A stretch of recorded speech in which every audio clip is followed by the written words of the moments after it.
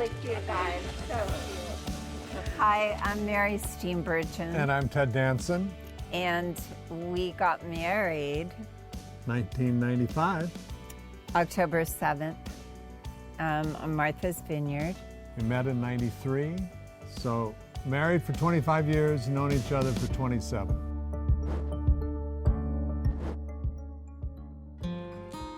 Has it felt like 25 years for me? Not to sound corny, but I would sign up for 100 more lifetimes. because he makes me a better person. He's a truly beautiful human being, a great big soul. I love how he sees the world and how he cares about people, and he's deeply hilarious, which is super, super sexy to me. And he smells really nice. Now you turn to me and go, follow that. Yeah, follow that sucker. Top that sucker. Ted Danson and Mary Steenburgen have long been one of Hollywood's most beloved couples. A story that began back in 1993 while co-starring as husband and wife in the film Pontiac Moon. On Pontiac Moon, we had both sworn off relationships. We literally both said the same phrase to ourselves before we met, which is obviously we cannot be in a relationship. I cannot be in a relationship. I could ruin anything, so I'm not relationship. And I felt the same way. And so we were friends, and we just became friends. And then I started noticing when a bunch of people would go out to dinner on the movie and he wouldn't be there, I would be like, that wasn't as much fun, without Ted there. But, I didn't see it coming at all. So it wasn't love at first sight. It was like this gradual getting to know who a person was. And I planned a river canoe trip and a picnic. For a bunch of people. With a bunch of people. And we kept, because Mary was in the front and I was in the back. It was a beautiful canoe with pontoons and everything. And we outpaced everybody because Mary kept going, oh, what's around? We're badass, rowers. We're really good. Canoe people. Really good canoe people. And Mary kept wanting to go around the next bend to see what was there. And it was very magical, and I think we came back differently. We came back, I think, in love, to be honest. Or smitten, I'll say it. I'll say smitten. Just smitten, I love that word. Clearly. We just kept working together and becoming better and better friends until it was undeniable. No, until it was like a rushing torrent of if I don't see you in this moment. Don't embarrass me. Well, it's true. Halfway through the movie. How did we get engaged? Mary was making a film in Houston, Powder. Mm-hmm. And it was her birthday, and I flew down. We'd been together for 2 years, madly in love. I was so clear I didn't want to be with anyone else. Couldn't imagine not being with her at all times.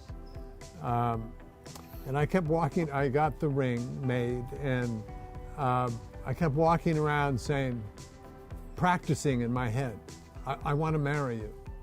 Oh. I want to marry you. Oh, what's...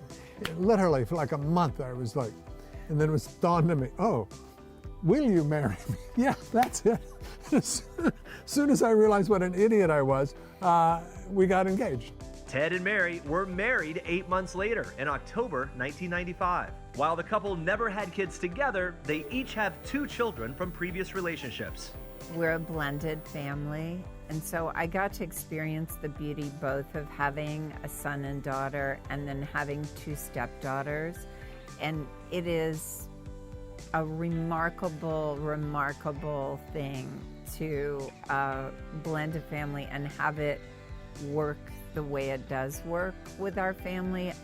And I just, I feel like that has been a huge thing that's propelled us, because we're madly in love with all four of them and the three little granddaughters we have. And so that has been like a huge theme and a huge part of who we are.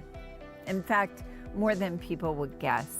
You know, it's funny, with what we do for a living, people make assumptions, all kinds of assumptions about who you are and what your life is like.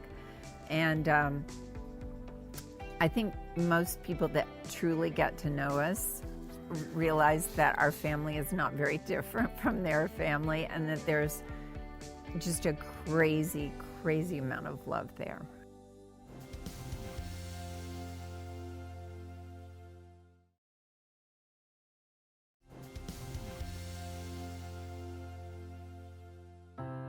After more than 25 years together, Ted and Mary have learned more than a few tricks for getting through the occasional rough patch.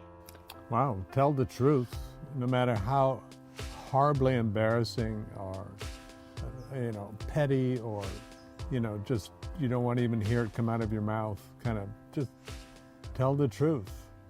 And I mean, we're blessed in that we recognize, I think, early on in each other the willingness for the other person to go, I'll look at my stuff too.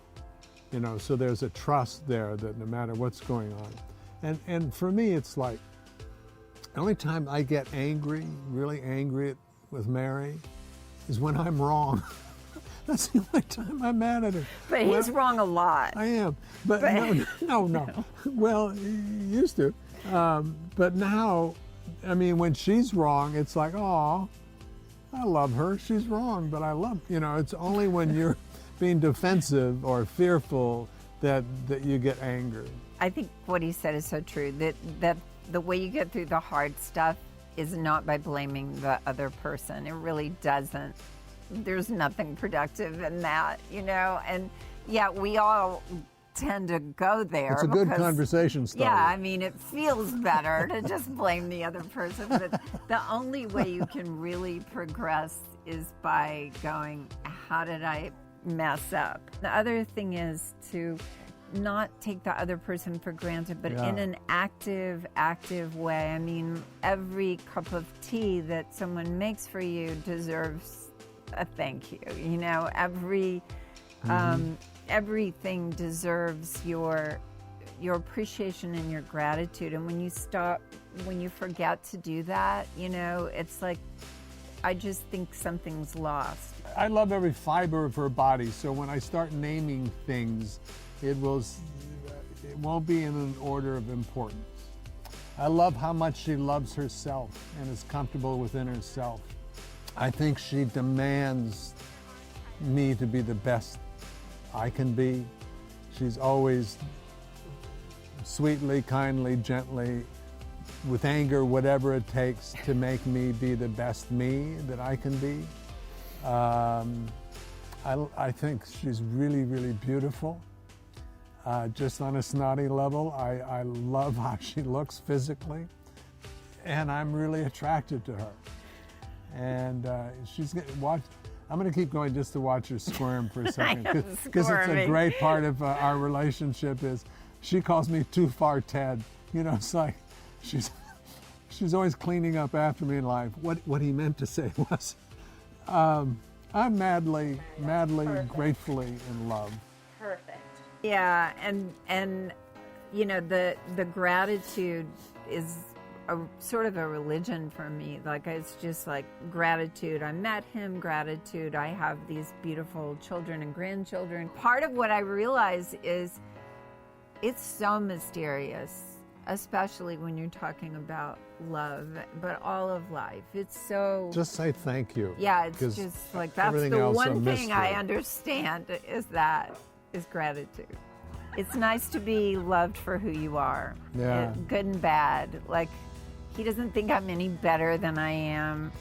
He might make it sound that way in this interview, but he really doesn't think I'm any better than I am. And I like that. He knows exactly who I am. Think being witnessed, being truly witnessed, and loved. To be truly known by another Yeah. person is an amazing thing. I know what it, yeah. It's, we're saying the same thing, but for me, and this wasn't always true in my life, but for me it's like, part of being fully human is to experience loving and being loved. And I have that every day, you know. I get to love, actively love, which feels so good, and I get to be loved, which feels so good. And when we are, and it's not always, but it is a high percentage of the time when that kind of circle of love and being loved gets going, it is truly, you know, divine.